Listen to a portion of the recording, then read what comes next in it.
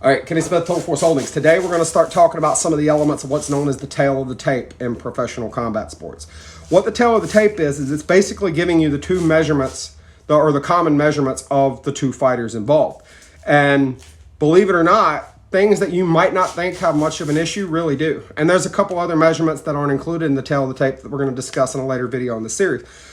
The tail of the tape are going to give you the height, weight, and reach and age of the fighters involved, okay? Age is obviously important because older fighters, it's kind of a double-edged sword. An older fighter is probably more experienced, not always, but probably more experienced, but they're more susceptible to wear and tear. For instance, in the MMA world, old joints have issues more than young joints, okay? Me, I'm 35 years old. I get on the mats and roll with somebody, and they get me in a good one. I tap when I was 20, especially when I was 16, 25, 20, 16, no problem. Tap, work it out for a few seconds, slap hands, let's go again. Now that I'm 35, that hangs around a little while. So age is a pretty big deal. Now, what does that mean? If you're an older person and you're being actively engaged by a younger person, they can probably take a little bit more punishment before they have lasting effects than you. Now, this isn't so much like me 35, someone 30, well, a little bit different, okay? Probably a little bit closer. But let's say it's my dad at 65 years old and someone 22.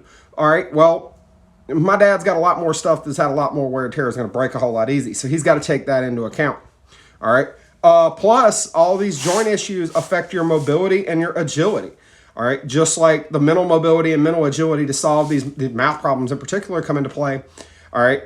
The same thing applies with the physical agility and mobility. If you're degraded in that regard, then that complicates your math problem. That might change your tactics, all right? So age, one, being an older fighter, or a younger fighter, if you're a younger fighter and the age math fits you to your advantage, you may be able to get away with pushing the pace because, well, older folks tend to not be in as good a physical condition as younger folks, especially assuming equivalent training level.